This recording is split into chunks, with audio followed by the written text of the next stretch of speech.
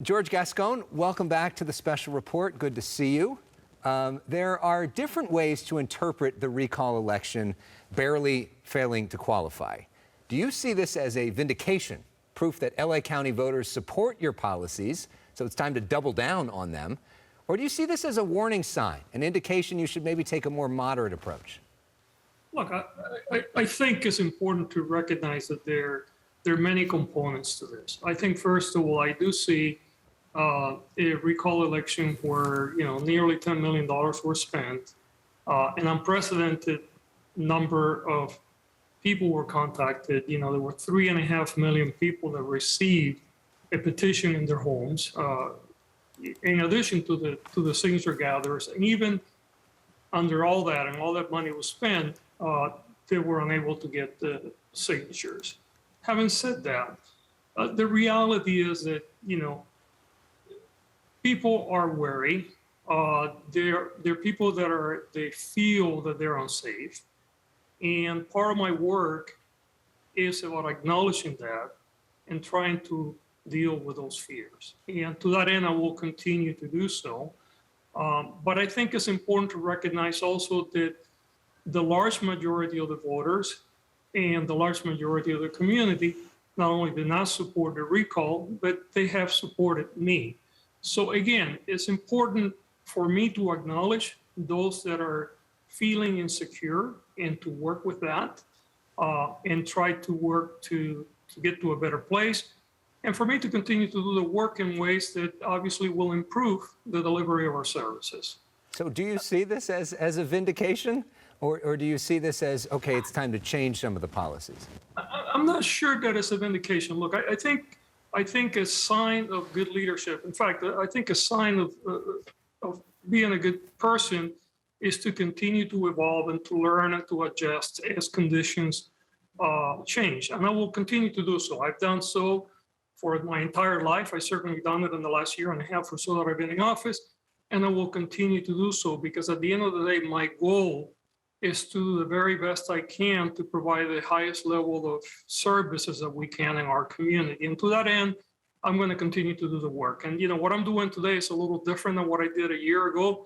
And if you and I talk tomorrow, it will be a little different and certainly a year from now. So I see this as a continuation of the process. I don't believe that it should either be viewed as a vindication or an indictment on the work. I think, we had a group of people that put a lot of money.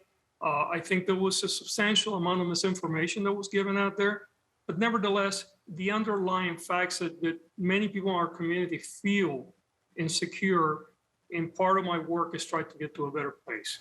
Okay, well, what about the people who actually work for you? Of course, I'm referring to your deputy DAs. About 98% of them, the people who work for you, supported this recall. Some of them have been with us at 7 o'clock and said they actually haven't had conversations, one-on-ones with you, spoken with you one-on-one about your mission and philosophy.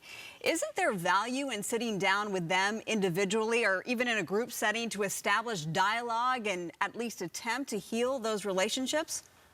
Well, I mean, again, I think that, you guys are certainly talking to some people on the staff and, some people that have obviously political motivations, and I'm not going to get into that.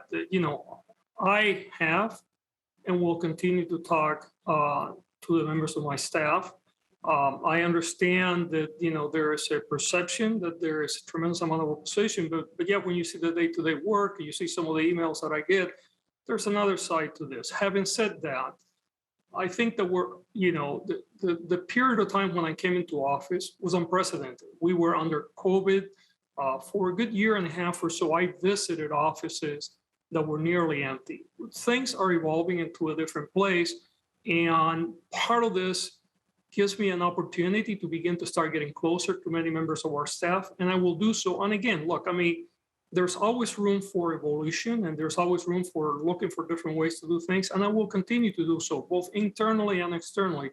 To the men and women in this office who are doing incredible work under very difficult conditions, my heart goes out to them, and I'm going to do everything that I can to improve their working conditions, and we have.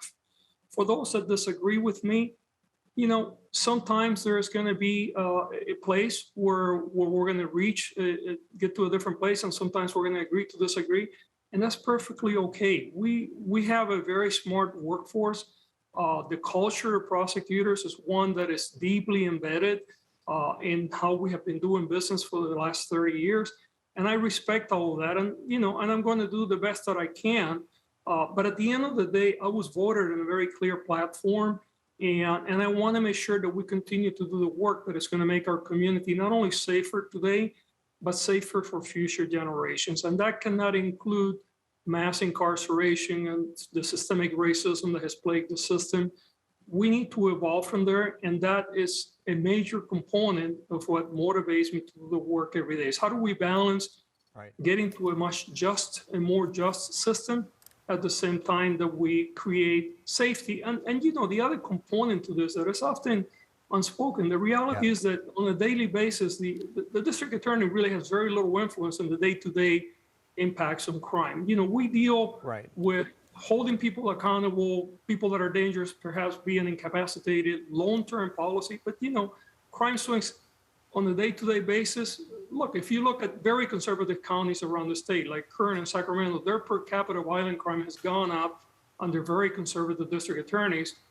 I don't think they're at fault, by the way. I don't think they should be recalled for that, but it really flies in the face of the concept that somehow policies that I have implemented have increased crime here when crime has gone up in so many places. Well, but I think the point was that a lot of the people that work for you, 98% of them disagree with that. And almost everybody that we've had on said that they've never interacted with you ever, or maybe once or twice, which we found surprising. But let's move on to another point. We've heard multiple jailhouse recordings.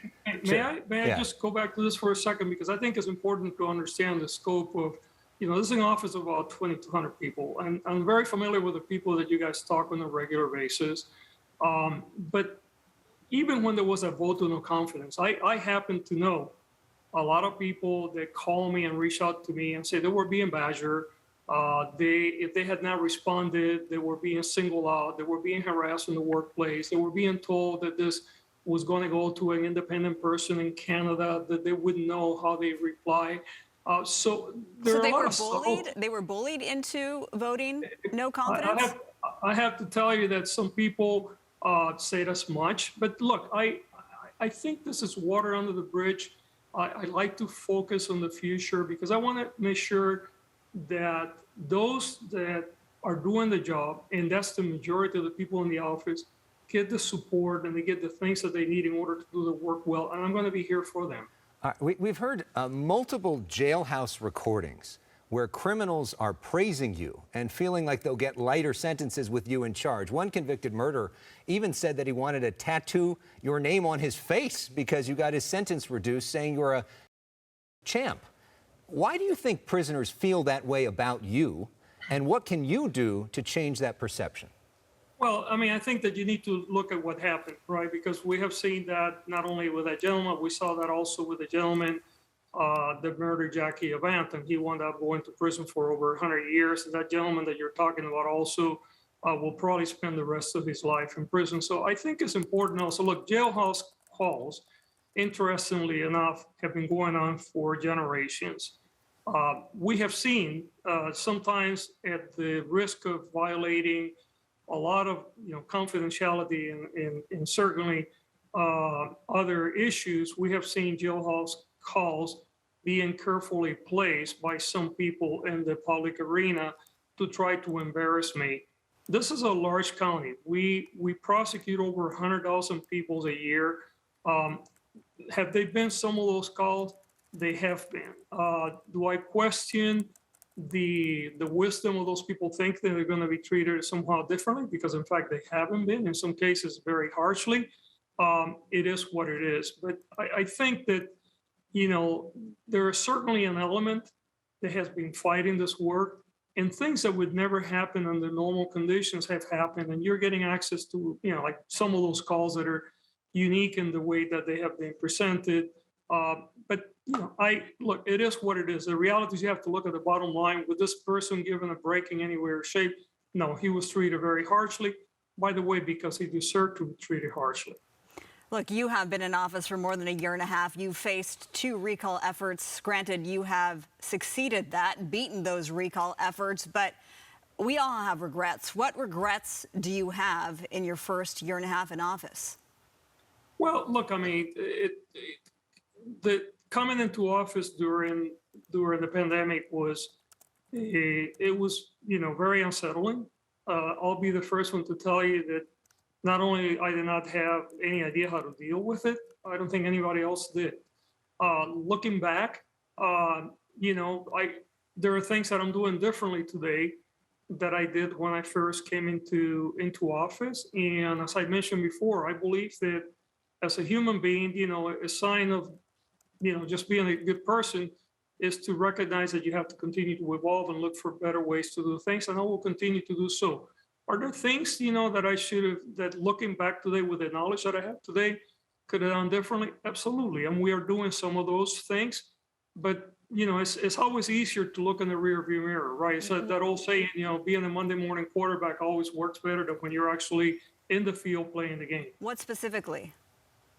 Well, I can tell you, for instance, that, when I started in the office, because of the civil service rules in the office are so strict, I had mostly a management team that was, they campaigned against me. They were against many of the policies that I was elected on. And I put very strict parameters because we had to get to a place where we had a management team that then I could trust a judgment. So in the area, for instance, looking at things like enhancements or possibly occasionally prosecuting a juvenile as an adult, we have now created a mechanism to deal with those exceptions where it may be appropriate to do some of that. So, those are things that I wish if I could have done very early on. I don't think I had the mechanism to do it. Is it possible that I could have looked for a better way to do that sooner? Maybe so. But, I want to concentrate on how we continue to improve our operation. So what you're saying is the reason that you did that way was that you didn't trust some of the people in your office, and now that you've got a different team in place, you trust them to have more discretion? Is that what you're saying? Well, that was certainly a component. You have to remember, again, contextually, it was a very strong opposition to my being elected, and a lot of that opposition was based on the policies that I said that I would implement. So I knew going in that I needed to build up enough of a team to be able to ensure that we were having a high level of fidelity to the spirit behind those policies. And I believe that we're in a much better place today than we were certainly when I first got elected. All right, and just going forward now, and now that you have that team in place, now that you've got this recall threat behind you, what do the next 2 years look like? What are the big priorities? What are you focused on? What potential changes could we be seeing, like you just saw you moved on this? Well, look, I mean, first of all, I just want to make it very clear that even during the recall, I have, I spend 60, 65 hours, sometimes 70 hours a week doing the work of the office because that's what people put me in office for. The majority of the voters in this county did, and I will continue to do so. I did it, and I will continue to do so. I will continue to evaluate every single step of our work. We continue to build up upon processes. We look for areas that we can improve. We've done, there are a lot of other things, for instance, that have gone unnoticed, like improvements in the way that we handle technology, how we're filing cases in a centralized ways using technology, what we're doing with victims. We brought in someone with a psychology and social worker background now to run our work. We're working with the Department of Justice to improve the way that we deliver trauma-informed care to our victims. So there are many other areas that we have already done a lot of work. We have community advisory boards that represent a wide spectrum of members of our community. We'll continue to evolve on that. So yes, there are a lot of things that are evolving that will continue to evolve. And as I said, if you and I talk 6 months or a year from now, I'm sure there will be newer things that we're doing. My focus has been and will continue to be, how can we do and how can I do the best work possible for the people in our community? Well, that's what you said to me the last time we talked, which was knew he almost was 2 gonna years say ago. If we talked 6 Likewise. months. So let's do it more often, right? And this was fair and a nice, free exchange of conversation. It's an important dialogue, and it's important for people to hear from you directly. I appreciate it, and I look forward actually to doing it in person perhaps next time. Okay. Open you. invitation. If you want to come next week, we're We here. appreciate you coming on. to Next speak week with might us. be too soon, but maybe in a few weeks I'd love to do it. Okay.